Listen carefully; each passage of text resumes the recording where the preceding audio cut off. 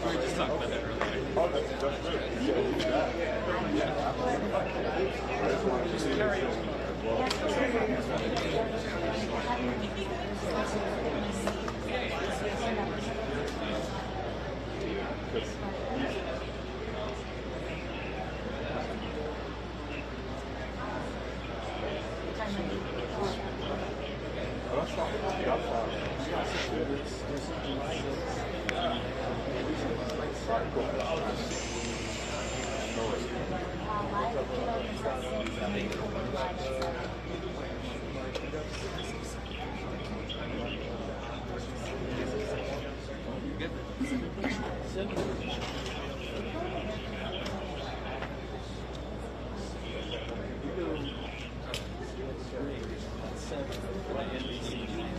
Jane, do you know the people who is speaking?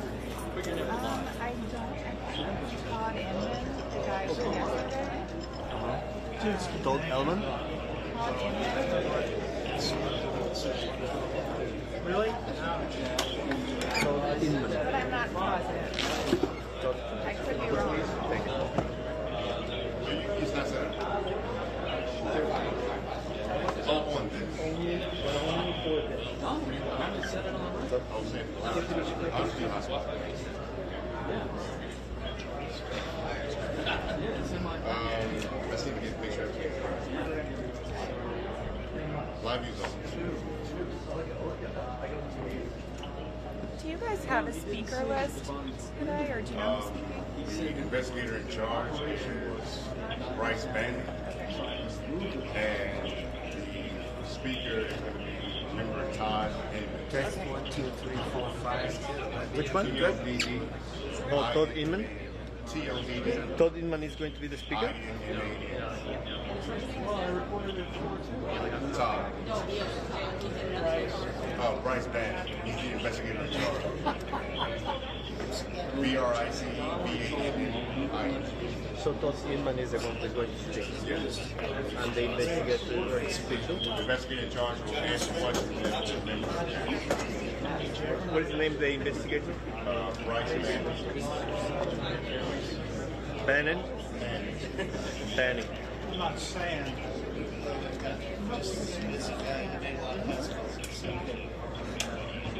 gotta be a certain age to remember John. Yes. Give me a second.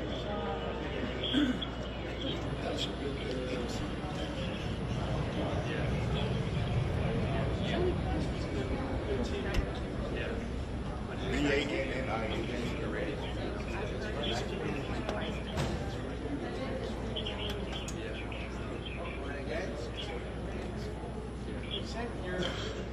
Banning is from where? From the ATF? From the Test 1, 2, 3, 4, 5, 6, 7. investigation? Good. You get on your mic.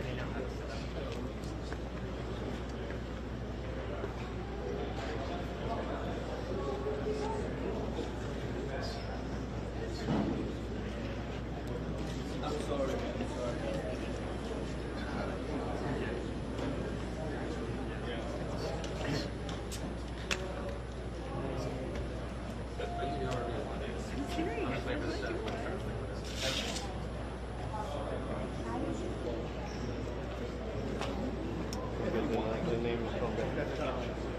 This is one of those. And the second one, the investigator in charge. Do you know? Yeah, it's Bryce Bannon. Yes, right there. Should I ask a question? Yeah, just look at Ronnie. Do you want to share? You're on. No, do you want to?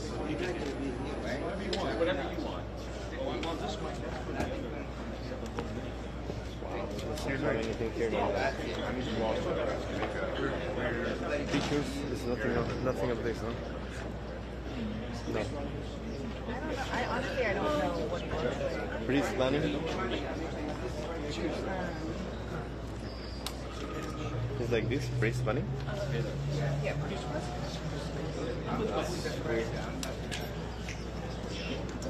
This is designer, fashion designer. We don't want to fight outside. But his United States and overseas? Yeah, I No. don't remember if he actually ended up speaking this way. What's he learned Okay, let's see. We'll start with from the planes? Todd Inman. Yeah. The main one.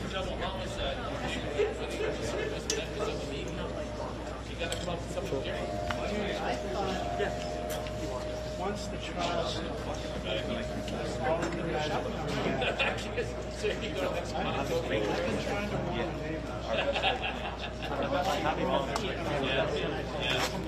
Done.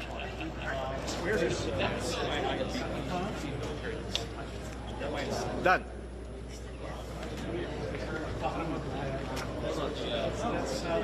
No, that's my other microphone. I got two mics. That's the problem. Done. Done. Done. Done. I told you that. Done. Dude, are you here for... AP. Can I use your studio just to sit here? Sure. I will put back in. Can you hand me that? Is Alex coming back? I don't know, is he? Are you here for Alex? I don't think so. Alex coming. Let me have... That's his Alex? That's his Alex. I don't think Alex is Because Okay, perfect. here's... Are you going to see Alex? Because this is Alex's computer bag. Which one? Right here. Maybe, okay. So maybe he's going to come, if he have all the stuff here, he will come because he's outside doing some stuff. Are you AP? Yeah, Leah, that's Jose. Yeah, sorry, I didn't realize. Nice to meet you. So if he is here, he's here somewhere in the terminal, outside doing some kind of Yeah, thing. I think he's like in the parking garage. In the parking garage. So he's going to come He must, yeah, he must be coming because back. he's going to pick up the stuff. So I sure hope so, because I told him if he's not here when I leave, I'm taking this with me. no, he's coming. You're sure? Can you not bump this? I think that's what's causing that. Jose, you're bumping the audio. Okay. Now? Okay? That's what you're saying. Okay. Now it's no noise? Okay. Well, time to tell. Don't bang them all, Jose. No, I just checking. I think we're good. He's going to take it.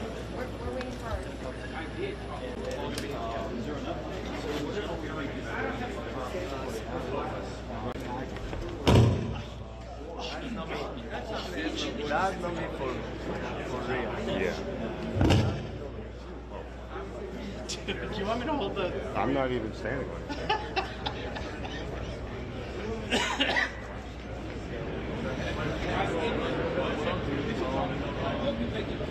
is what happens when we allow Luigi to be here overnight. Well, before I get chaos. We were waiting for you. Well, that's the problem. You should be. I should be waiting to see. Stay seated. I can't stand up. You want it? I'll be on mute. I'll get cussed. As long as you're staging. Right, what's up? You need it. You need it. I got them all. As long as we get to it. I told him. I got next.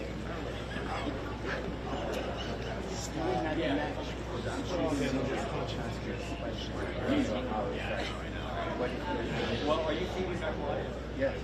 Hey, Neil, are you there? Hey,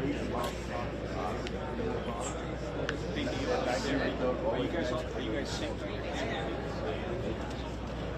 Do you need me? Sure.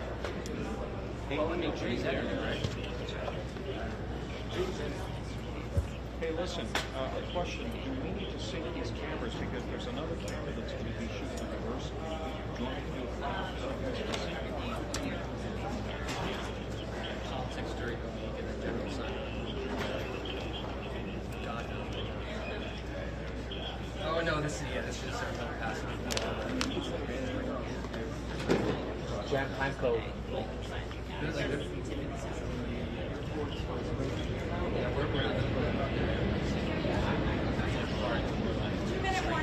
Yeah, this is not 2 minutes. 2 minutes. 2 minutes.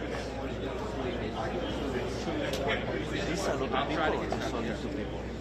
Who come like I don't know. Yesterday I had a bunch of people, but only like 1 or 2 weeks ago. Do I need his?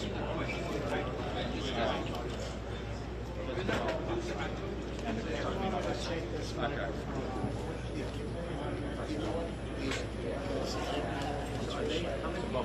Okay.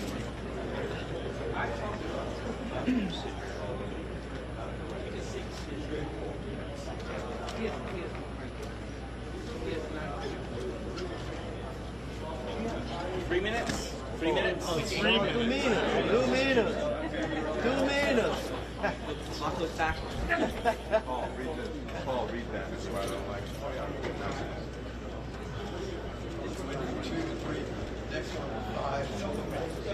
You got it?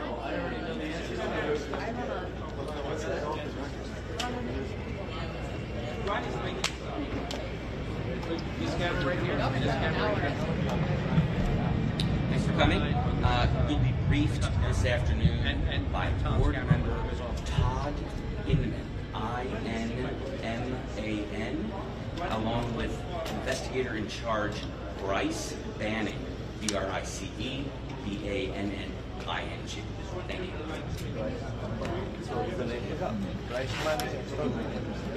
Even if the profile in the Facebook is not the same. Really? Yeah. Yeah, they don't. It's Bryce Banning, B-R-I-C-E.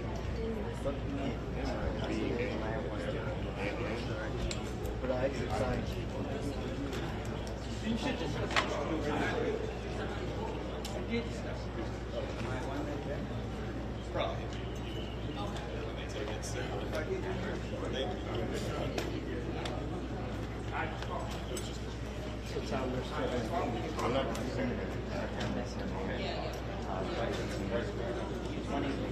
I think I've got 13 microphones.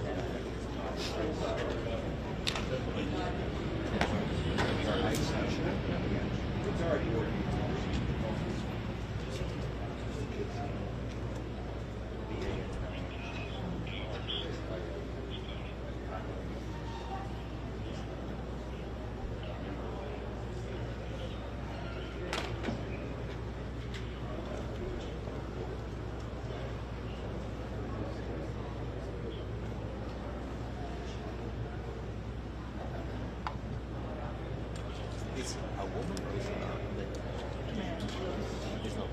No, that's Jennifer Hominy. I've only been here now you know everything. all day. Now you know everything. Now you understand. Now you Wish I knew less. Now you actually know. James, we good? Now you know everything. Chair, or chair. What is her name? Jennifer Hominy, but she's not speaking. That's Todd. Yeah.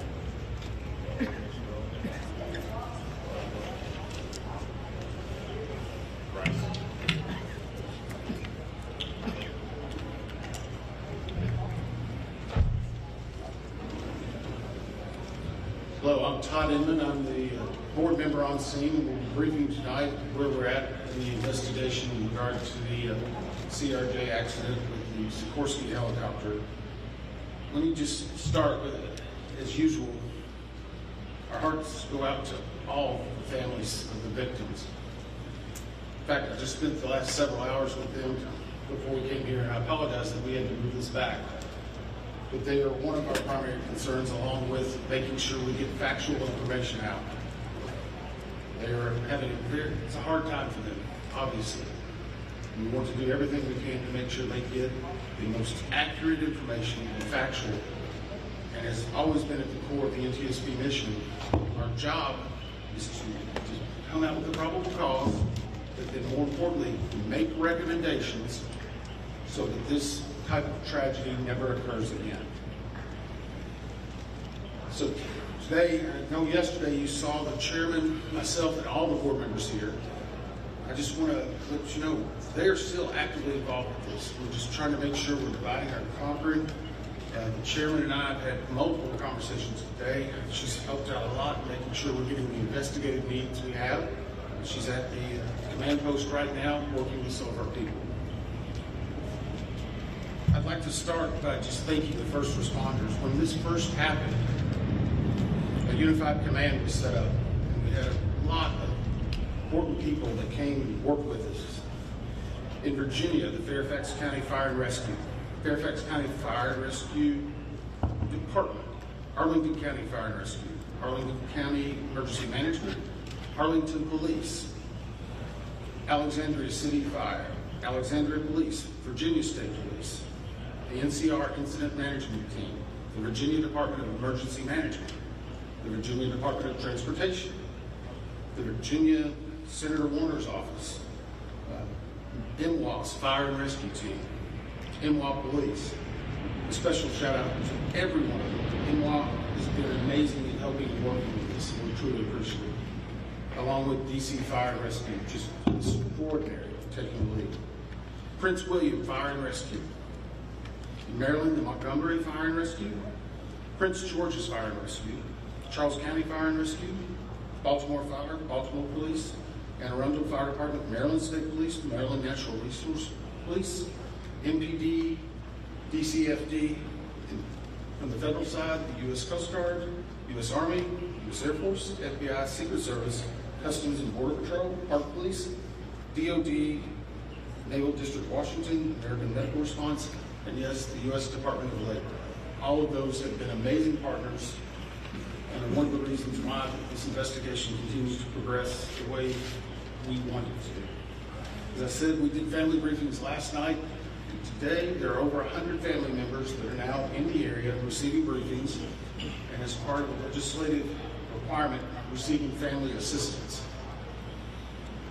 They have been briefed by the medical examiner, fire chief, NTSB chairman, and myself, along with the family assistant unit from PSA Airlines. In regard to NTSB staff, all staff are now on scene that have been requested. And I want to point out one specific staff member because we're doing a joint NTSB and DOD investigation. The NTSB actually has a Black Hawk certified pilot on staff, on our personal staff, based out of Alaska. Once we realized the dynamics and the intricacies of the Black Hawk, we have brought that member in. They are on scene now, providing direct technical assistance to the NTSB. It does not mean that the DOD is not working and helping with us, but in order to maintain our independence, we have our own Black Hawk certified pilot in the working group for helicopters. Regarding salvage at this point, the Navy Supervisor of Salvage is conducting salvage operations at the current time. Barges are en route from Virginia Beach, and we anticipate them to be on scene early tomorrow morning. After their arrival, they will be secured, located, and then significant salvage operations will continue. They are ongoing right now, but this will be the main lifting. It's being done in conjunction with the DC Medical Examiner's Office in order to make sure simultaneously that any additional victims are recovered and immediately turned over to them for identification and returned to their families. SUPSAL, which is the Supervisor of Salvage, is also conducting a debris mapping right now. This will help in our post-accident analysis of how the machine actually reacted to the incident. It will also help us with understanding some of the airworthiness and crashworthiness and human factors. We have right now two distinct debris fields. One that houses the Sikorsky, which is in comparison to the CRJ, a little bit smaller. The CRJ is in another distinct area, and we consider it a little bit larger. The good news is, based upon the initial mapping, while there are some small aspects of that debris field, there are large chunks that will be easily recoverable, and it will aid in the investigation when we bring it into the secure facility that will be located here on MWA. That will help us in the close proximity to be able to review and evaluate. Yesterday, we outlined for you a number of groups that have been stood up. A few of them in particular I want to call out, although every one of them have been working very hard. For your edification, the ATC group, Air Traffic Control, has been conducting interviews today They're ongoing tonight. They will be ongoing for probably the next few days. We've had full cooperation in getting the witnesses that we need to gain those interviews. We will then take that information and match it with other data that we're receiving, and if necessary, conduct follow-up interviews at a later time. Our operations group now has on site an exemplar airplane similar to the CRJ 700. It's on a hard stand here at NWA. They will use that to evaluate cockpit configuration, seating, things like that. So whenever the salvage comes up, we're able to use an exemplary aircraft to match it. And there's examples such as where maybe switches are, navigational aids, electronics. There's almost the exact same configuration as the incident aircraft. I want to clarify one thing. There's been a lot of questions and discussion regarding manifest. Let me make this very clear. The NTSB will not and has not released a manifest. We have not in our history, not in our past. We will not be in this accident. In fact, there's specific congressional language that whenever it is in our possession, it is not available through the Freedom of Information Act. It will not be included in our report. We will not be putting any names of any of the victims. Any release of that information will come from other individuals or groups.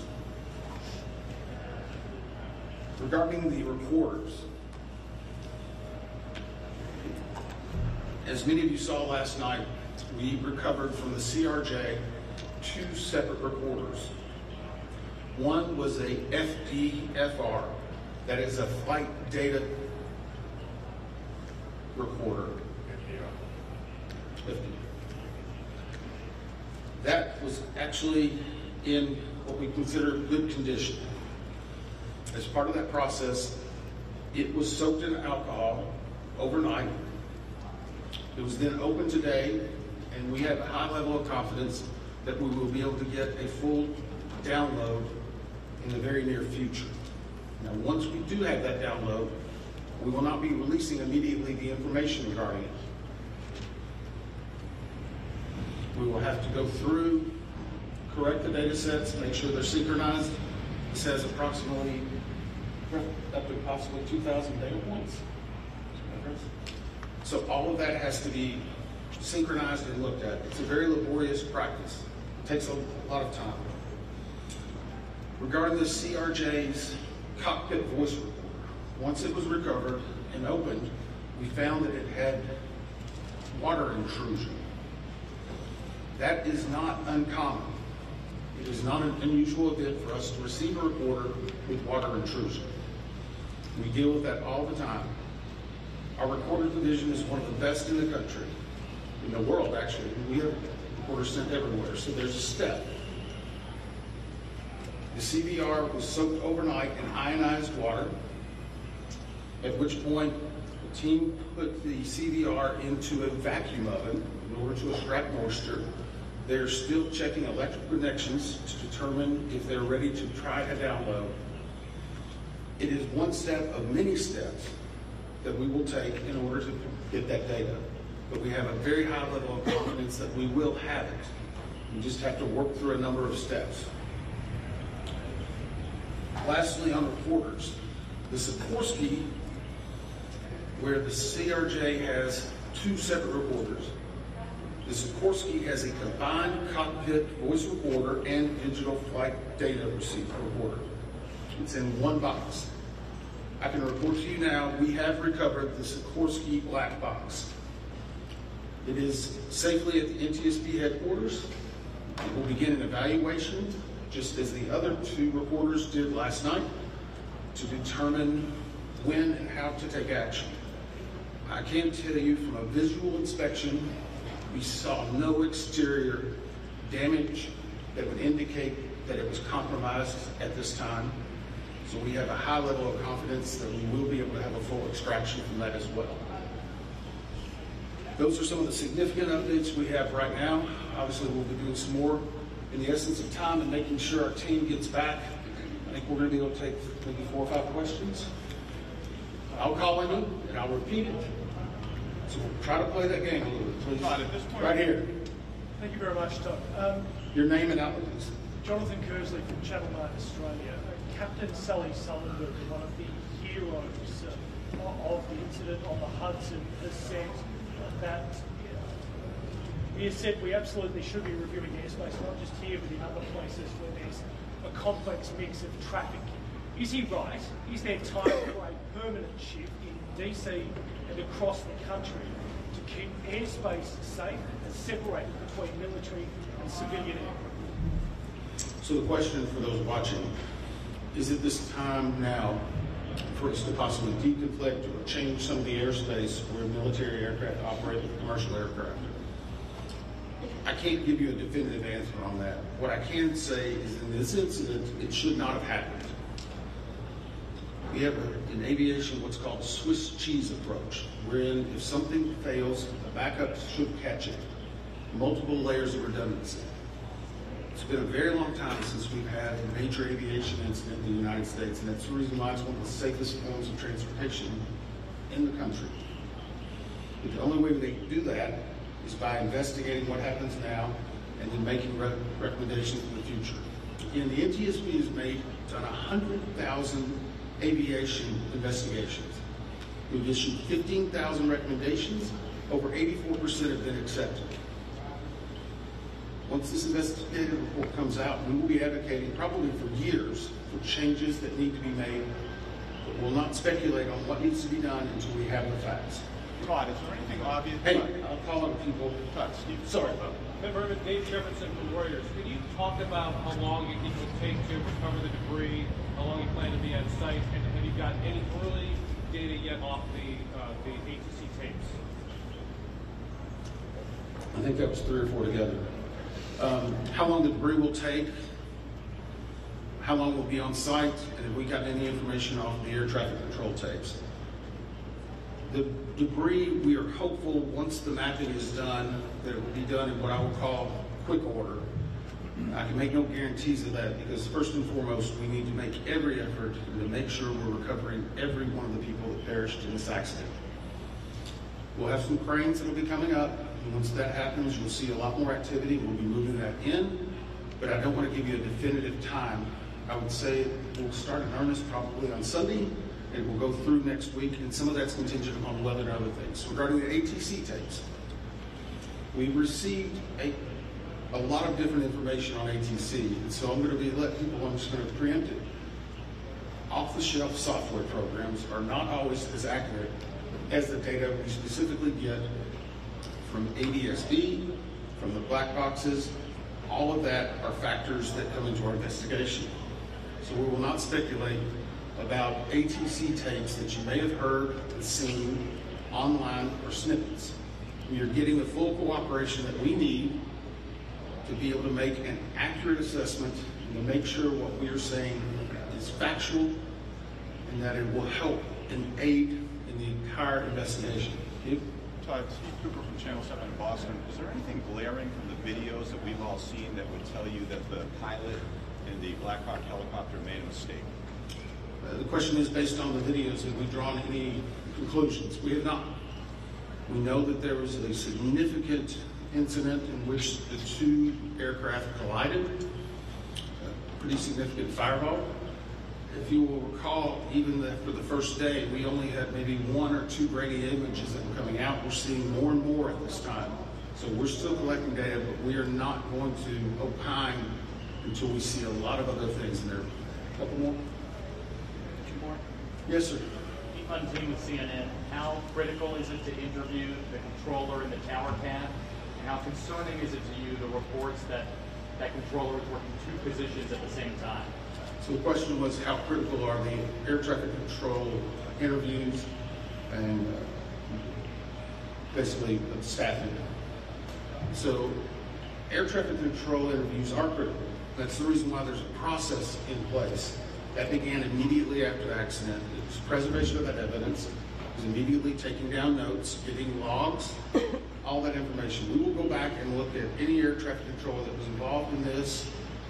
We'll go back and look at their past probably 72 hours, even 2 or 3 weeks. We'll look at their training, their hiring, everything. What they probably ate that day. but it is not one point that tells us everything. It's layered into a lot of other information that's very critical. Regarding staffing, FAA has had a very robust plan in looking at staffing. Obviously, we'll be looking at not only staffing that day, progressively staffing. How many people, what job functions they were doing, were they being combined, were they not? What was the weather outside? What was the number of landings? I recall back during COVID, one runway was being used, runway 1, that was the only one. 33, as traffic came back, started being opened up. So we would look at changes in traffic patterns, construction at the airport, all of that. It all paints a very big picture. Can I just follow up on that? Have air Who are you? traffic, Sorry. Oh, sorry, Leah with AP. Have investigators interviewed air traffic controllers at this point? The question is, have we interviewed air traffic controllers? Yes. I think I started with Were it. they working at the time? Sorry. They were working at the time of the... I'm sorry, clarification. Was it an air traffic controller that was working at the time of the accident? Yes. Okay. Yes. Sorry, was Now, it I'm the not one going to speculate. communicating? Was it Sorry. the one- No, sorry. I'm not going to speculate. The next question is, was there 1, 2, 3?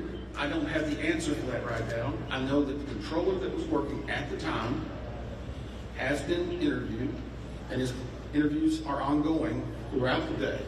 Yes, ma'am. Last one. Has President Trump reached out to you personally or anyone else from the White House, to you or anyone else on the board? And so can you describe the nature of those communications? The question is anyone from the White House reached out to me or other board members? I won't speak for other board members. I know that the chair did a briefing yesterday. It was publicly discussed and gave some information.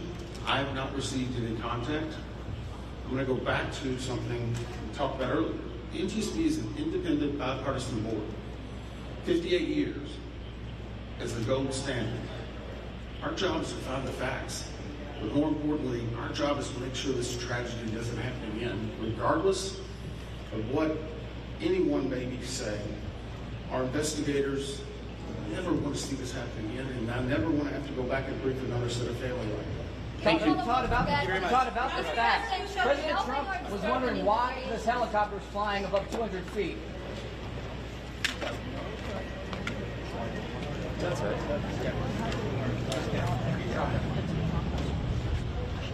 Well, I don't think to follow.